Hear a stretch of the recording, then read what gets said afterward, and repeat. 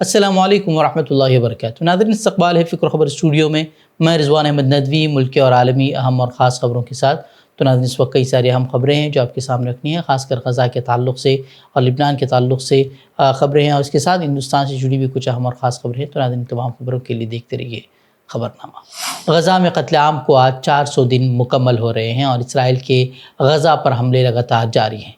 غزہ شہر کے دیر البلح میں بے گھر فلسطینیوں کو پناہ دینے والے فہد الصبا اسکول پر اسرائیلی حملے میں کئی فلسطینی مارے گئے ہیں، جن میں 2 صحافی بھی شامل ہیں۔ غزہ کے جنوبی علاقے خان یونس کے علاقے المواسی میں بھی بے گھر افراد کے خیموں پر اسرائیل نے بمباری کی ہے، جس میں 9 افراد شہید ہوئے ہیں۔ اور شمالی قصبے بیت لاہیہ میں بھی 2 الگ الگ حملوں میں مزید کئی فلسطینی وہ شہید ہوئے ہیں۔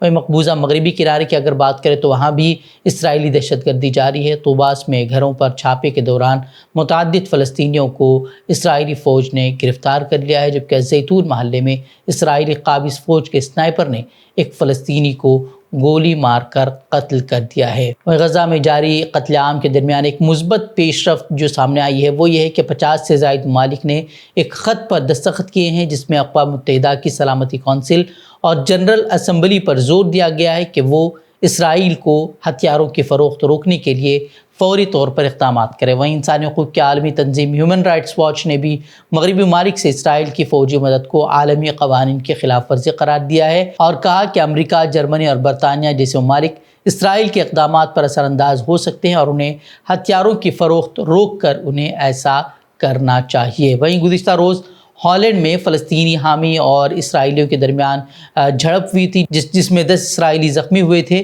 ان واقعات کو حماس رہنما سامیہ ابو ظہری نے غزہ میں جاری نسل کشی کے عالمی اثرات قرار دیا۔ حماس کے رہنما سامیہ ابو ظہری نے کہا کہ ایمسٹرڈیم کے واقعات اس بات کی تصدیق کرتے ہیں کہ غزہ میں ہولوکاسٹ اور نسل کشی کا تسلسل بغیر کسی بین الاقوامی مداخلت کے براہ راست پوری دنیا میں دیکھا اور محسوس کیا جا رہا ہے۔ اس نسل کشی کے مرتکب احساس سے مبرہ ہیں، ایسے میں توقع کی جاتی ہے کہ اس طرح کے بے ساختہ نتائج برآمد ہوں گے۔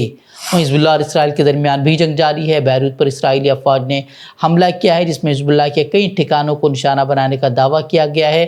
اسرائیلی فوج کے مطابق کل رات 14 مقامات پر اسرائیل نے فضائی حملے کیے ہیں، جبکہ حزب اللہ نے بھی سرحدی علاقوں پر میزائل فائر کیے ہیں، جس کی وجہ سے کئی اسرائیلی علاقوں میں سائرن کی آوازیں گونجنے لگیں اور ایک بار پھر اسرائیلی بنکروں میں جانے کو مجبور ہو گئے۔ وہیں حزب اللہ نے سٹیلا مارس بحری اڈے کو اور رمات ڈیوڈ بیس کو مخصوص میزائل لانچر سے نشانہ بنانے کا دعویٰ کیا ہے۔ اور حزب اللہ نے یہ بھی دعویٰ کیا ہے کہ اس نے ایک اسرائیلی گروہ پر حملہ کیا ہے، جس میں کئی مارے گئے ہیں اور کئی زخمی ہیں۔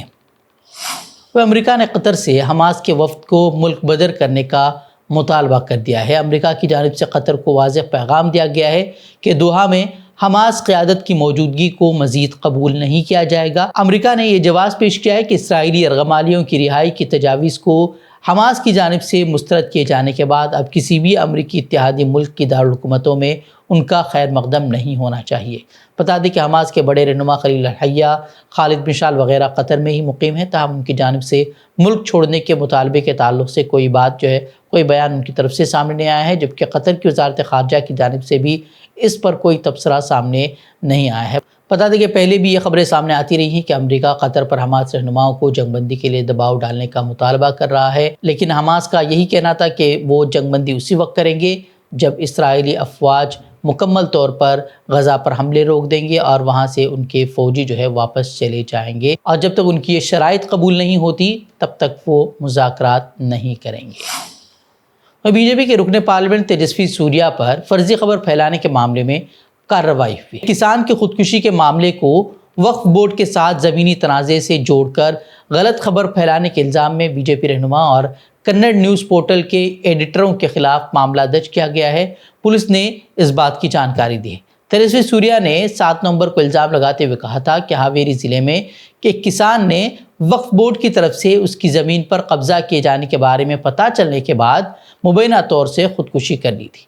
تیجسوی نے اپنے پوسٹ میں کرناٹک حکومت پر بھی اس سلسلے میں کئی الزامات لگائے تھے، حالانکہ بعد میں ہاویری ضلع کے ایس پی کی طرف سے خبر کو فرضی بتائے جانے کے بعد تیجسوی سوریا نے اپنے پوسٹ کو ہٹا دیا تھا۔ دراصل کسان نے قرض اور فصل کی نقصان کی وجہ سے خودکشی کر لی تھی، لیکن اس معاملے کو توڑ مروڑ کر وہ وقف کے ساتھ جوڑنے کی کوشش بی جے پی رہنماؤں کی طرف سے کی گئی تھی۔ اب اس کا بھانڈا جو ہے وہ پھوٹ چکا ہے اور اب لگتا ہے کہ ان کی مشکلیں بھی جو ہے اس معاملے میں بڑھنے والی ہیں۔ اقلیتی درجے کی قانونی لڑائی میں جمعے کو علی گڑھ مسلم یونیورسٹی نے سپریم کورٹ میں تاریخی فتح حاصل کر لی ہے۔ ملک کی سب سے بڑی عدالت کی 7 رکنی آئینی بینچ نے علی گڑھ مسلم یونیورسٹی کے اقلیتی درجے کے کیس میں 3 کے مقابلے 4 ججوں کی اکثریت سے دوررس نتائج کا حامل اور تاریخی فیصلہ سنایا ہے۔ عدالت نے 1967 کے ایس عزیز بادشاہ بنام حکومت ہند کیس میں سنائے گئے اپنے ہی فیصلے کو باطل قرار دیا، جس کے ساتھ ہی علی گڑھ مسلم یونیورسٹی کے لیے اقلیتی درجے کی راہ میں حائل سب سے بڑی رکاوٹ جو ہے وہ اب ہٹ گئی ہے۔ جمعے کو سنائے گئے فیصلے میں یہ طے کر دینے کے بعد کہ کسی ادارے کو کس بنیاد پر اقلیتی درجہ دیا جا سکتا ہے، چیف جسٹس نے اکثریتی فیصلہ سناتے ہوئے یہ بھی کہا کہ آرٹیکل 30 کی روح سے علی گڑھ مسلم یونیورسٹی اقلیتی ادارہ ہے یا نہیں، اس کا فیصلہ معمول کی 6 رکنی بینچ کرے گی۔ اس بینچ کا قیام چیف جسٹس کی ہدایت پر عمل میں آئے گا۔ ماہرین کے مطابق سپریم کورٹ نے جمعے کو اقلیتی ادارہ ہونے کے لیے جو شرائط طے کر دیے ہیں ان کو ثابت کرنا علی گڑھ مسلم یونیورسٹی کے لیے مشکل نہیں ہوگا، اور اس طرح نہ صرف یہ کہ اس فیصلے سے علی گڑھ مسلم یونیورسٹی کے اقلیتی کردار پر مہر لگ جائے گی، بلکہ یہ فیصلہ اقلیتی اداروں کے حقوق پر بھی مہر ثبت کر دیتا ہے۔ صدر جمعیت علماء ہند مولانا محمود اسد مدنی نے اس فیصلے کا خیر مقدم کرتے ہوئے اسے اہم اور دوررس نتائج کا حامل بتایا ہے۔ مولانا مدنی نے کہا کہ اس فیصلے نے موجودہ حکومت کو بھی آئینہ دکھایا ہے جو اقلیتی کردار کی بحالی میں رکاوٹ بنی ہوئی تھی۔ کولکاتہ کے نواحی علاقے ہاوڑہ میں ہفتے کی صبح تقریباً 5:30 بجے ایک ٹرین حادثہ پیش آیا ہے۔ اطلاعات کے مطابق شالیمار سکندرآباد اسپیشل ٹرین جو کہ ہفتہ وار چلتی ہے، ہاوڑہ کے نول پور کے مقام پر پٹری سے اتر گئی۔ اس حادثے میں ٹرین کے 3 ڈبے پٹری سے اترے ہیں، جن میں ایک پارسل وین اور 2 مسافر کوچ شامل ہیں۔ فوری طور پر کسی بھی ہلاکت یا بڑے نقصان کی اطلاع نہیں ملی ہے، لیکن کچھ مسافروں کو معمولی چوٹیں جو ہے وہ ضرور آئی ہیں۔ حکام حادثے کے اسباب جاننے کے لیے تحقیقات کر رہے ہیں اور ٹرین سروس جلد بحال کرنے کی کوششیں بھی جو ہے وہ کی جا رہی ہیں۔ منی پور میں جاری تشدد کے درمیان وزیر اعلیٰ این بیرین سنگھ کی مشکلات بڑھتی ہوئی نظر آ رہی ہیں۔ سپریم کورٹ نے ان کے خلاف وسل بلوور ٹیپ کی جانچ کرنے کی سمت قدم بڑھا دیا ہے۔ عدالت نے ان آڈیو ریکارڈنگ کی جانچ پر اتفاق ظاہر کیا ہے جو کہ مبینہ طور پر وزیر اعلیٰ بیرین سنگھ کی میتئی اور کوکی طبقے کے درمیان تشدد میں کردار کی طرف اشارہ کرتی ہیں۔ Chief justice D Y Chandrachud, justice J B Pardiwala اور جسٹس منوج مشرا کی بینچ نے عرضی دہندہ سے ٹیپ کے ذرائع اور اس کے حقائق ثابت کرنے کے لیے مواد کی تفصیل طلب کی ہے۔ یہ عرضی Kuki organisation for human rights trust کی طرف سے داخل کی گئی ہے۔ ایڈوکیٹ پرشانت بھوشن نے عدالت کو بتایا کہ بات چیت میں بیرین سنگھ نے اعتراف کیا ہے کہ انہوں نے شورش پسندی کو فروغ دیا۔ اتنا ہی نہیں، ہتھیار لوٹنے والوں کی حفاظت بھی کی۔ دوسری طرف مرکزی حکومت کی طرف سے پیش سالیسیٹر جنرل تشار مہتا نے عرضی پر اعتراض کیا اور انہوں نے کہا کہ عرضی دہندہ کا ارادہ آگ کو جلائے رکھنا ہے۔ جھارکھنڈ میں اسمبلی انتخابات ہونے والے ہیں، اس سے قبل توقع کے عین مطابق جانچ ایجنسیاں سرگرم ہو گئی ہیں۔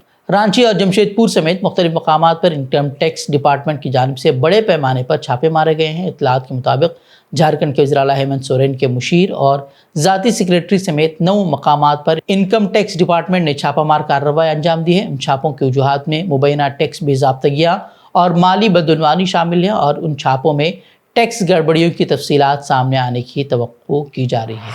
پاکستان کے شمال مغربی بلوچستان میں دھماکہ ہوا ہے۔ اطلاع کے مطابق کوئٹہ کے ریلوے اسٹیشن کے پاس زوردار دھماکے میں 20 لوگوں کی موت واقع ہو گئی ہے جبکہ 30 زخمی ہیں۔ یہ دھماکہ ریلوے اسٹیشن کے بکنگ دفتر میں ٹرین کے پلیٹ فارم پر پہنچنے سے ٹھیک پہلے ہوا۔ اسٹیشن پر ہمیشہ کی طرح ہی بھیڑ بھاڑ ہونے کے چلتے بڑی تعداد میں لوگوں کے جانی نقصان کا اندازہ لگایا جا رہا ہے۔ یہ دھماکہ کس نے اور کیوں کیا اس کی جانچ کی جا رہی ہے۔ تو ناظرین خبریں مزید خبروں کے لیے آپ ہماری ویب سائٹ www.fikrkhabar.com پر رخ کر سکتے ہیں۔ ویڈیوز کے لیے ہمارے YouTube چینل کو سبسکرائب کریں۔ تو ناظرین چاہتے ہیں السلام علیکم۔